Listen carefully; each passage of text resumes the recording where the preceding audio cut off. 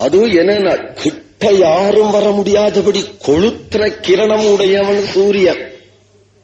மண்டலத்தை கீண்டு சூரியனுக்கு ஒரு பொண்ணு வாக்கப்பட்டார், சுவர்ச்சலான்னு பெயர். ஒரு நாள் குடுத்தனம் பண்ணலையா, ஓடி போயிட்டாளாவோ. ஓடி போய் எங்கேயோ மந்தேகா அருணத்வீபம் அப்படிங்கிற அருணத்வீபத்துல போய் ஒரு குதிரையாக ரூபம் எடுத்துண்டு ஆத்துக்காரர் கூப்பிடுவரோன்னு பயந்துண்டு இருந்தாளாம். சூரியன் தேடி தேடி தேடி தேடி பார்த்துட்டு அப்புறம் அவளை போய் சமாதானப்படுத்தி, ஏன் இப்படி இருக்கே? நான், ஐயோ உங்க உடம்பு சுடுறது, மேல பட்டாலேயே கொதிக்கிறது, உங்க மேல பட முடியல, அதனால ஓடி வந்துட்டேன். அப்புறம் அவளுக்கு மட்டும் நான் உடம்ப உண்மையில அதிகமா கிரணம் படாம வச்சுக்கிறேன், உன்னை சுட்டுடாம வச்சுக்கிறேன், வான்னு அழிச்சுண்டு போனார் என்று விஷ்ணு புராணம் சொல்றார்.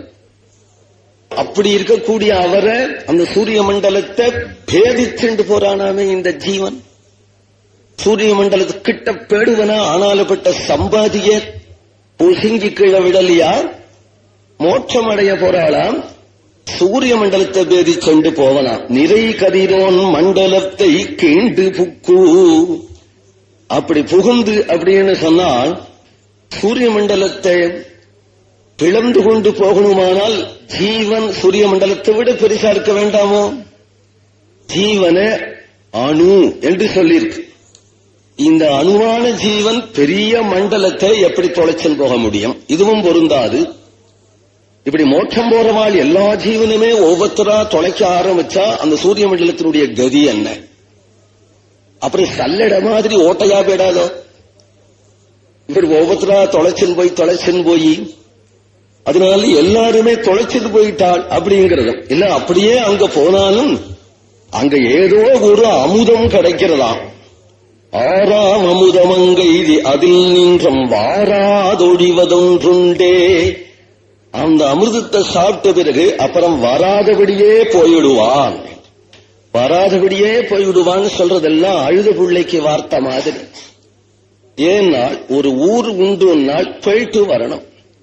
இப்ப அமெரிக்கா உண்டுன்னா போயிட்டு வந்தேன்னு யாரோ வரா, அதனால உண்டுன்னு நம்ம தெரிஞ்சுக்கிறோம். லண்டன் உண்டுன்னா போயிட்டு வந்தேன்னு யாராவது வந்தா தெரிஞ்சுக்கிறோம். வைகுண்டம் உண்டு அப்படின்னா பேட்டு யாராவது வந்தா இவர் பேட்டு வந்திருக்கிறாரே வைகுண்டம் உண்டு நமக்கு தெரிஞ்சுக்கிறது. ஏய்யா யாராவது வைகுண்டம் பேட்டு வந்தாளா? இருந்தா நான் நம்புறேன். பத்ரிகாசிரமம் உண்டான்னா பேட்டு வந்திருக்கிறார் அப்படின்னா நம்புறேன். யாராகிலும் இருந்தால் வைகுண்டம் பேட்டு. அதுக்கு அவ சால்ஜாப்பு சொல்றது போனவா வரவே முடியாதே. இது சமாளிக்கிறதுக்காக சொல்ற வார்த்தை. ஒருத்தர் கூட போயிட்டு வந்தேன்னு வராததுனால போயிட்டா வரவே முடியாதே அப்படின்னு அதுக்கு லட்சணம் வேற சொல்றான். நச்ச புனராவர்த்ததே என்று. அப்ப என்னன்னா வாராது ஒழிவதொன்றுண்டே. அப்ப அங்க போய் வாராதபடி ஒழிஞ்சு போயிடுறான் அப்படிங்கிற இடத்துக்கு முன்ன பொண்ணு தெரியாத இடம். ஒரு இடத்துக்கு எந்த இடத்துக்குமே நாம் ஸ்திரவாசமா போறதில்லை. போய் பார்ப்போம்னு தான் நினைப்பா. அப்புறம் பிடிச்சா அங்க இருக்கலாம்னு நினைப்பா. பழகிவிட்டா அப்புறம் பிடிக்காதபடி போயிடும். அப்புறம் சொந்த ஊருக்கே போயிடலாம்னு தோணும். இப்படிதான் அமெரிக்கா லண்டன் போறவாள்லாம். அப்படி போகும்பொழுதே முதல்ல இடம் பார்த்து அது போல முதல்ல போய் நன்னா இருக்கா அப்படின்னு பார்த்துட்டு வரவும் முடியாது. பார்த்து விட்டு பழகிவிட்டு அழுத்து போயிட்டா வரவும் முடியாது. வந்தேன்னு சொல்றவாளும் இல்லை. நம்பிண்டு பேசாம போயிட்டு அங்க போய் மாட்டிருட்டு வர முடியாதபடி போயிட்டா எவ்வளவு வருத்தமா போயிடும். அதுக்கு சம்சாரமே தேவல. ஏன்னா பூலோகம் பிடிக்கலன்னா அப்புறம் சொர்க்கம் போயிடுறோம். சொர்க்கம் பிடிக்கலன்னா பூலோகம் வந்துடுறோம். ரெண்டும் பிடிக்கலன்னா கொஞ்ச நேரம் நரகத்துல இருக்கும். இப்படி மாத்தி மாத்தி ஒரு உத்தியோகஸ்தனுக்கு ஒரே ஊர்ல வைக்காம எப்படி மாத்தல் பண்ணிண்டே இருக்காளோ அது பகவானே காண்பிச்ச பாதை தானே. ஏனால் இங்க ஒருவனை வைக்காம அங்க ஒருவனை வைக்காம அவனுடைய புண்ணியம் இவ்வளவுதான் உனக்கு என்று மாற்றலாறது போலே சம்சாரத்திலேயாவது ஒரு பரிகாரம் இருக்கு. ஒரு இடத்துல இருந்து ஒரு இடம் மாறுறதுக்கு இங்க மாறுறதுக்கு பரிகாரமே இல்லாததான இந்த மோட்சத்துக்கு எவன் போவான்? மோட்சத்துக்கு ஆட்சேபனை எடுத்துண்டா தர்மம் அர்த்தம் காமம் என்கின்ற 3 எடுத்துக்கலாம். அதுல காமம் தான் புருஷார்த்தம். தர்மத்தையும் விடு, அர்த்தத்தையும் விடு, மோட்சத்தையும் விடு. இது வெளிப்படையாக சொல்ற திருமங்கையாழ்வாருடைய வியாக்கியானத்துல மோட்சத்தை இப்படி சொல்லிவிட்டாரே அப்படின்னு கேட்டால் அதுக்கு சொல்றார், திருநறையூர் இங்கே திருவாய்ப்பாடி இங்கேயாயிருக்க ஆறாமுதம் அங்கு யாவதென். பெரியவாச்சான் வெள்ள வியாக்கியானம். வைகுண்டத்துல என்ன இருக்கு அப்படின்னு கேட்கும் பொழுது, திருவாய்ப்பாடி பிருந்தாவனம் இங்க இருக்கும் பொழுது, பிருந்தாவனத்துல ஒரு புல்லாய் பிறவி தரணும் அப்படின்னுதான் ரசிகர்களான பக்தர்கள் கேட்பாளே தவிர, முமுட்சுக்களான எந்த அசடுகளாவது வைகுண்டம் போறேன்னு போனா போகட்டும். ஆனால் ரசிகர்களான பக்தர்கள் எனக்கு வைகுண்டம் கொடுத்தாலும் வேண்டாம் என்கிறார்கள். ந பாரமேஷ்டியம் ந மகேந்திரதிஷ்யம் ந சார்வபௌமம் ந ரசாதிபத்தியம் ந யோக சித்தீகி அபுனர்பவம் வா. அதுல நாங்கள் விரும்பல. எனக்கு கண்ணனோட எப்பொழுதும் இருக்கணும். அந்த கண்ணன் என் கண்ணன் இங்கே இருக்கான். இவனை விட்டுட்டு பரமபதம் போகணுங்கிற அவசியம் இல்லை. எங்க இருக்கிறான்? திருநறையூரில் இருக்கிறான், திருவாய்ப்பாடியில் இருக்கிறான்ங்கிறது விபவாவதாரம், திருநறையூரில் இருக்கிறான்ங்கிறது அர்த்தாவதாரம். எப்படி ஹனுமான் எத்திர எத்திர ரகுநாத கீர்த்தனம் என்று ராமாயணத்தில் ஈடுபாட்டினாலே அப்பேற்பட்ட வைகுண்டத்தை கூட வேண்டாம்கிறாராம். தாவத் குணோன் அனுபூவித ராகவத்துவம் என்று சொல்லுகிறார் கூறத்தாழ்வான். அப்பேற்பட்ட பக்தி உடைய ஹனுமான் வைகுண்டம் கூட வேண்டாம் என்று சொல்லுகிறார். அப்படிங்கிற பாவம் இங்கே மோட்சத்தை ஆட்சேபிக்கிறது. அப்படிங்கிறது இதெல்லாம் ஒரு ரசம், யதார்த்தம்னு எடுத்துக்கொள்ளக்கூடாது. காமம்தான் புருஷார்த்தம்னு சொன்னாரு, என்ன அபிப்பிராயத்துல சொன்னாருன்னு முறியணும். திருமங்கை மன்னன் சொல்றது அத்திரகிட்டம். இவர் கிரகஸ்தர் குமுதவல்லி காந்தன். இவர் காமம்னு சொன்னா அதுல ஆச்சரியம் இல்லை. காமம்தான் புருஷார்த்தம்னு சொன்னவர் யதிராஜர். சந்நியாசி சிரேஷ்டரா இருக்கக்கூடிய ராமானுஜர் காமம்தான் புருஷார்த்தம் என்றார் என்று ராமானுஜ நூற்றந்தாதிங்கிற பிரபந்தம் சொல்றது. காமம்னால் என்ன காமம்? சந்நியாசத்தை வாங்கிட்டு காமம்தான் புருஷார்த்தம்னு சொன்ன பெரிய போக்கிரித்தனமா இருக்க.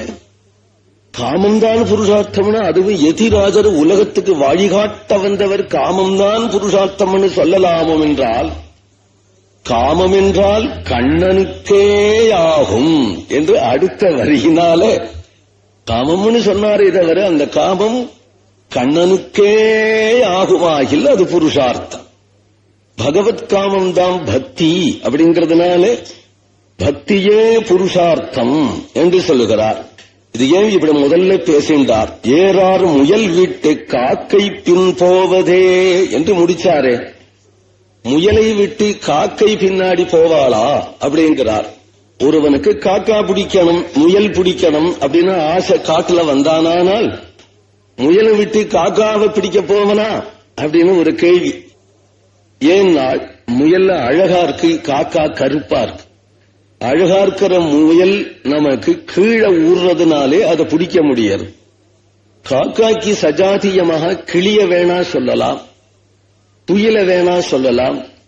புயலை விட்டு காக்கா பிடிப்பானா, கிளியை விட்டு காக்கா பிடிப்பானா அப்படின்னு சொல்ல வேண்டி இருக்க, முயலை விட்டு காக்கா பிடிப்பானா அப்படின்னு சொல்ல வேண்டிய அவசியம் என்ன அப்படின்னு கேட்டால், முயல் பிடிபடுறாப்புல கீழே ஊறும், அது பறக்காது. கீழே ஊறுகின்ற, நம்மால் பிடிக்கும்படி ஊறுகின்ற முயலை விட்டு அழகாவும் இருக்கு, வெள்ளையாவும் இருக்கு, மிருதுவாவும் இருக்கு, பிடிக்கிறதுக்கும் கையில கிடைக்கும் அப்படிங்கிற முயலை விட்டு பிடிக்க கையில கிடைக்காதுன்னு பறந்து ஓடுற காக்காய பிடிக்கிறதுக்கு ஒருத்தனை ஆசைப்படுவனும். அப்படி பிடிச்சாலும் அது அழகா இல்லையே. இது ஏன் இந்த திருஷ்டாந்திரம் சொல்றாருன்னா, பிரௌடிவாதம் துணிஞ்சு அடிச்சு பேசுறார். முயல் போலே நமக்கு இங்கே கிடைக்கும்படி இருக்கக்கூடியது அர்ச்சாவதாரம். இது கீழையே ஊரும். ஏன்னா இங்க புறப்பாடு, அங்க உற்சவம், இங்க உற்சவம் தான். இந்த திருவிழியும் அந்த தீர்வழியும் ஊர்ந்துண்டு கிடக்கும். 4 வீதியிலையும் ஊரும். ஆங்காங்கு உள்ள மண்டபத்துல வந்து எழுந்துருளும். காரணம் என்ன? நம்ம பிடிக்கிறாப்புல, நாம் போய் பிடிக்கிறாப்புல இருக்கும். வைகுண்டத்துல பறக்கிற காக்கைக்கு ஆசைப்படுவானேங்கிறார்னா என்ன பொல்லாத்தனம் பாரு, என்ன பொல்லாத்தனம். வைகுண்டத்துல பறக்கிற காக்கைக்கு ஆசைப்படுவானே கையில கிடைச்ச முயலை விட்டு என்கிறார். தேசாந்தரே தேகாந்தரே காலாந்தரே பெரும் பேராகிறது என்னென்பது என் கை என்று பெரியவாச்சான் பிள்ளை வியாக்கியானம். எப்படா கிடைக்கும்? பகவானே நாம் பார்க்கணும், பார்க்கிறதோடு மட்டும் இல்லாம என்ன ஆசை தீர கட்டிக்கணும் என்று ஆசைப்பட்டா இங்க கிடைக்காது அங்க போ, அங்க கிடைக்காது இங்க போ. எங்கேயாவது கிடைக்குமா அப்படின்னா ஸ்ரீரங்கம் போனா காஞ்சிபுரம் போ அப்படிங்கிறார். காஞ்சிபுரம் போனா இங்க கிடைக்காது, பரமபதத்துல தான் கிடைக்கும்ங்கிறார். இப்படி தேசாந்தரத்துல கிடைக்கும். நாம் இங்க விஷ்ணு பக்தி பண்ணினால் கோவில் பெருமாள் எல்லாம் தொடவே முடியாது. ஆனால் விஷ்ணு பக்தி பண்ணினால் வைகுண்டம் கிடைக்கும், அங்குதான் பகவானை நீ அடைய முடியும் அப்படின்னு சொன்னா தேசாந்தரம். அப்புறம் தேசாந்திரம்னா மட்டும் இல்லை, காலாந்தரம். இப்ப கிடைக்காது. இந்த சரீரம் நீங்கின பிறகு அர்ச்சிராதி மார்க்கத்துல போய் அடைய வேண்டியது தேசாந்தரம். நிகழ்காலத்துல கிடைக்காது. நீ இறந்த காலத்துலதான் கிடைக்கும். நிகழ்காலம் போகி அவர் போயிட்டார் அப்படினால எல்லாரும் சொல்லுவா. எங்க போயிட்டார்னா பரமபதம் போயிட்டார் அப்படிங்கிற காலத்துலதான் கிடைக்கும். அப்புறம் இந்த தேகத்தினால கிடைக்காதபடி தேகாந்தரத்துல கிடைக்கும். இது போகி இந்த தேகத்தை விட்டு அப்புறம் ஒரு அங்க நித்திய சூரிகளுடைய திருமேனி சம்ரூபம் சம்பத்தியேன்னு அதை அடைஞ்சுதான் கிடைக்கும் அப்படின்னு நீ சொல்ற. எங்களுடைய ஆத்திரம் அந்த கண்ணன் அந்தூர்க்குவா இந்தூர்க்குவான்னு அழைக்க கூடாது. மெனக்கெட்டு வந்திருக்கோம் இல்லையா, இந்தூர்லயே கிடைக்கும். இப்ப கிடைக்காது 2 நாள் கழிச்சு அப்படின்னு காலாந்தரம் கூடாது, இன்னைக்கே கிடைக்கணும்.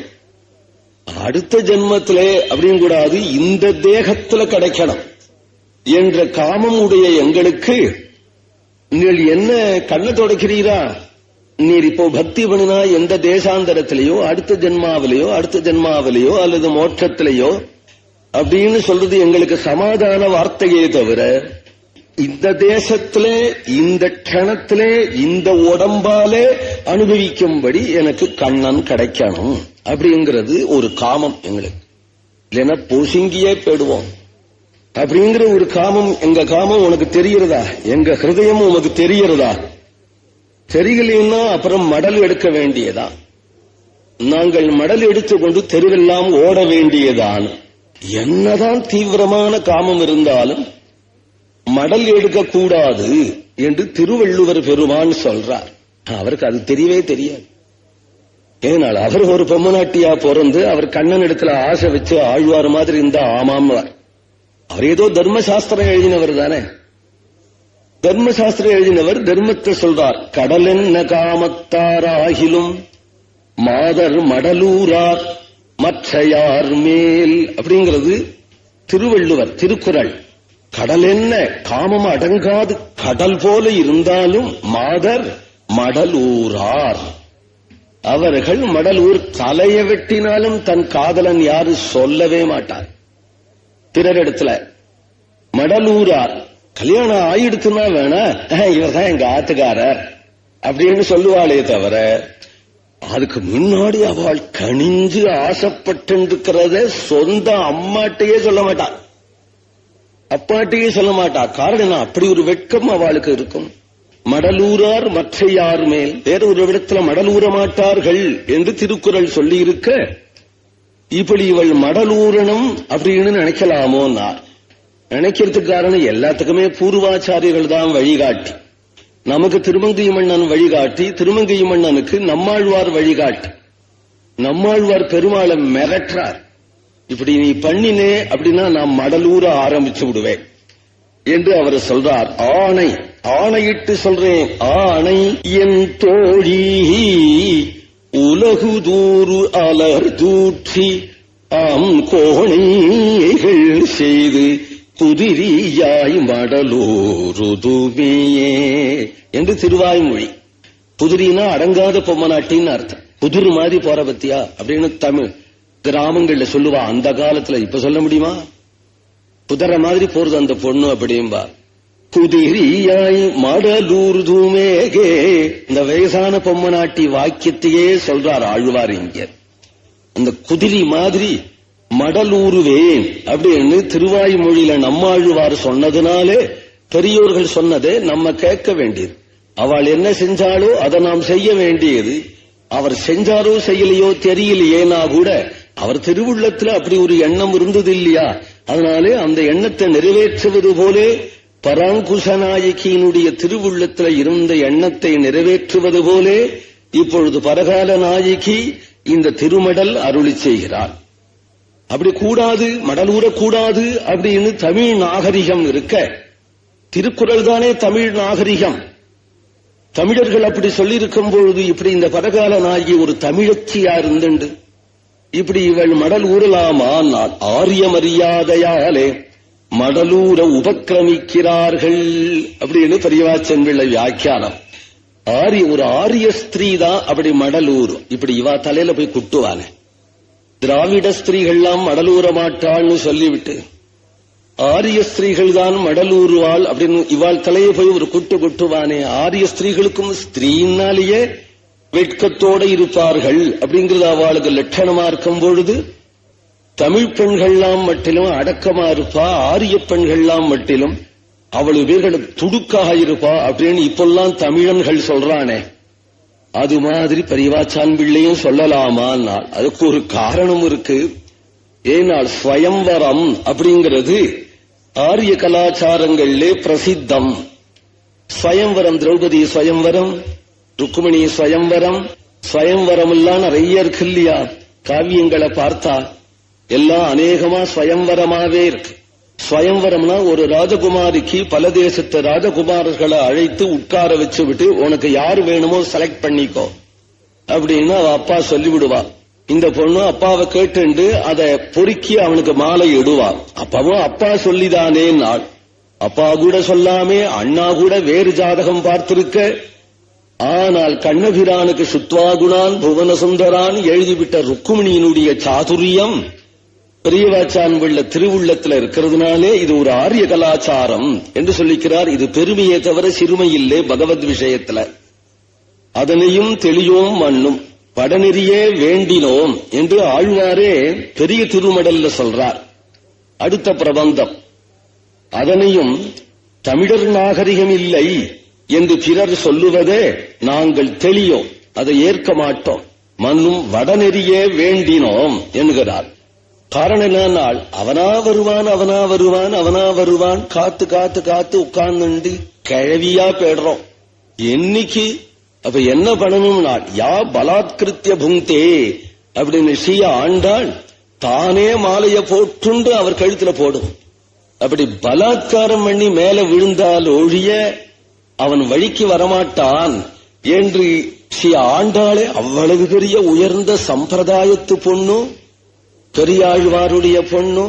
அவரோ வேதமெல்லாம் அத்தியனம் பண்ணவர். அந்த பொண்ணே இப்படி ஒரு பலாத்காரம் பண்ணி பெருமாளை கல்யாணம் பண்ணிக்கணும்னு திட்டமிட்டா, இவர் கலியன், இந்த பரகால நாயகி, இவர் ஏன் திட்டமிட மாட்டார்? அப்படி ஒரு பலாத்காரம் பண்ணியாவது அவனோட கல்யாணம், அவனோட சம்பந்தம் வேணும் என்று ஆசைப்பட்டேன் என்று இந்த சிறிய திருமடலுக்கு ஒரு பாயிரம் அமைச்ச அழகு. இப்படி ஒரு பாயிரமா அமைத்து கொண்டார். தான் இப்படி கண்ணனை எப்போ கண்டே எப்போ காதல் உண்டாச்சுங்கிறதை சொல்றார். காரார் குழல் எடுத்து கட்டி கதிர்முலையை வாராரவிக்கு மணிமேகலை திருத்தி ஆராரையில் வேர்க்கன் அஞ்சனத்தின் நீரணிந்து சீரார் செழும்பத்து கொண்டடியானின்றேன் நான். குழந்த பரகால நாயகி, முக்தையான பரகால நாயகி தன்னை பத்தி சொல்லிக்கிறார்.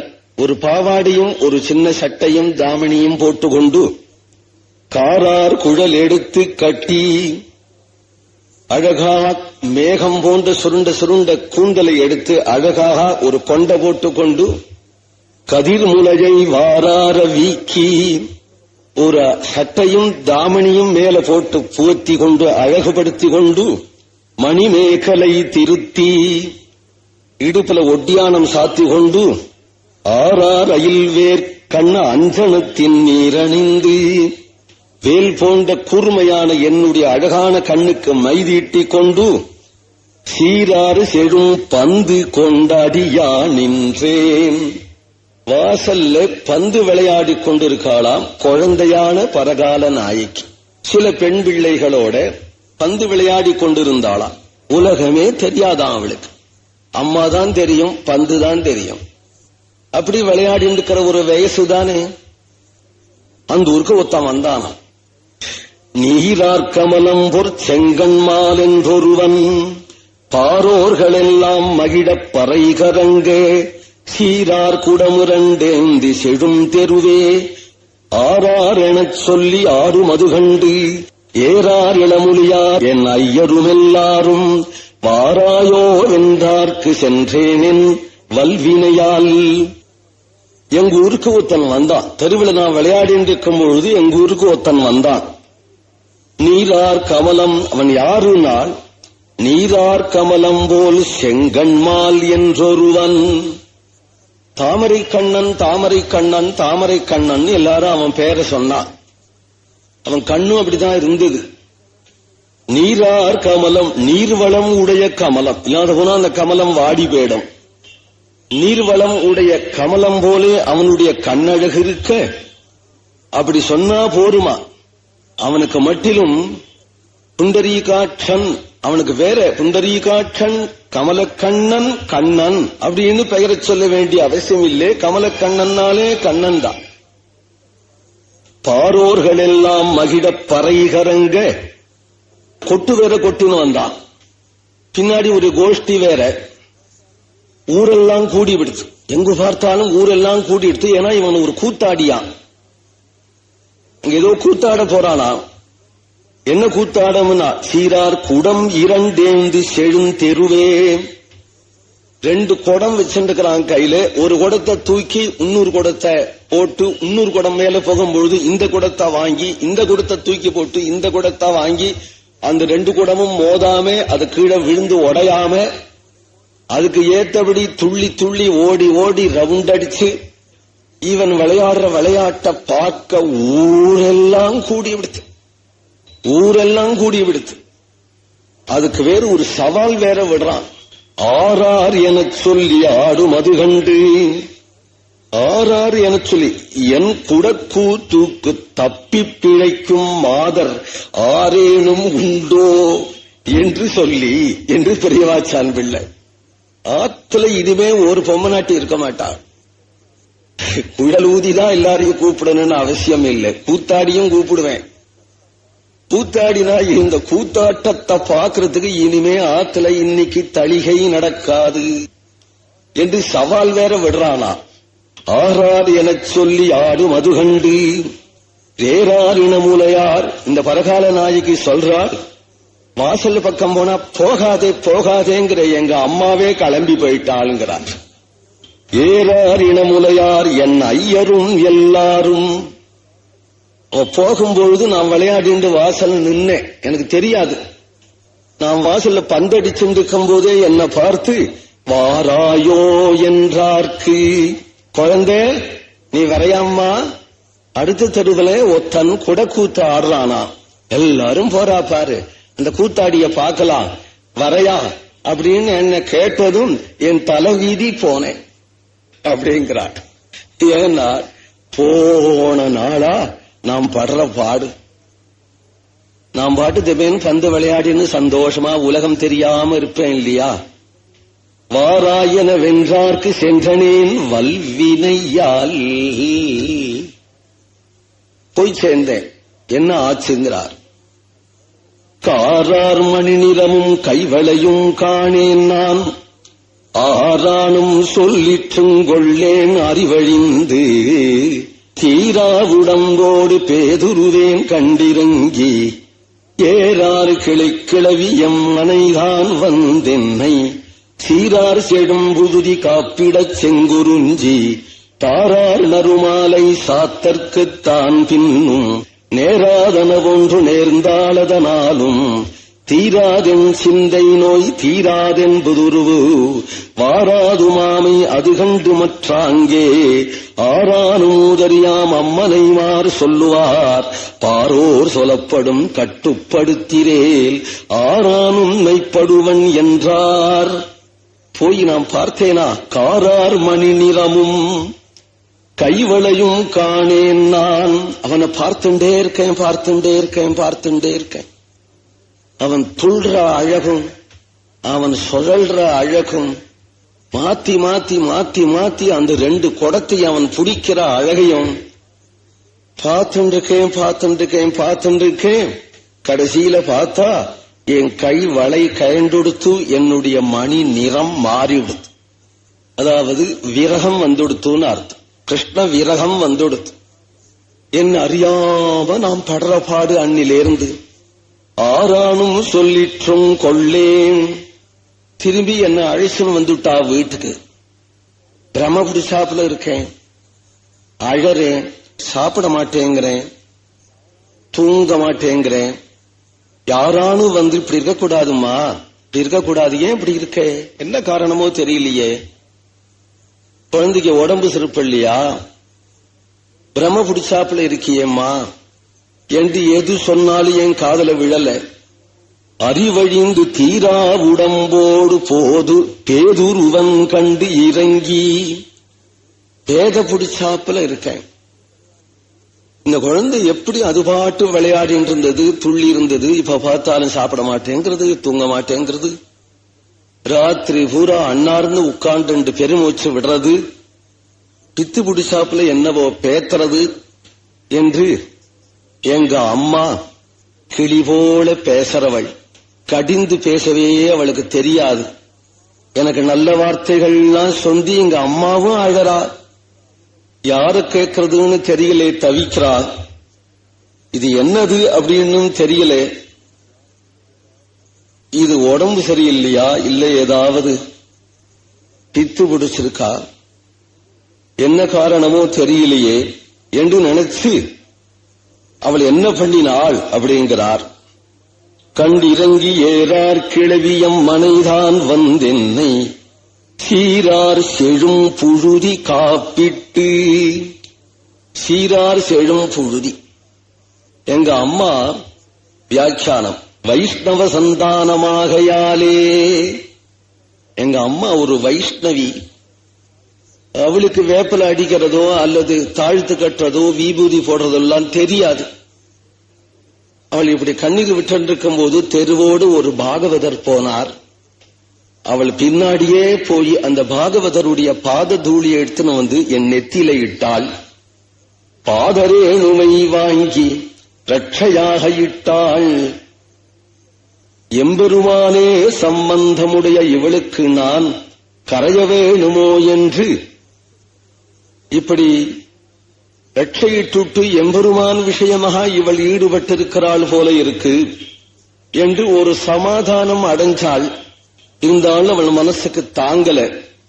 மறந்தும் புறம் தொழாதவள் அவள். பக்கத்துல அந்த கோவில் இந்த கோவில்னு தர போனாலும் போக மாட்டாள். இருந்தாலும் தாய் பாசம் அதிலையும் எனக்கு தீராத வினை.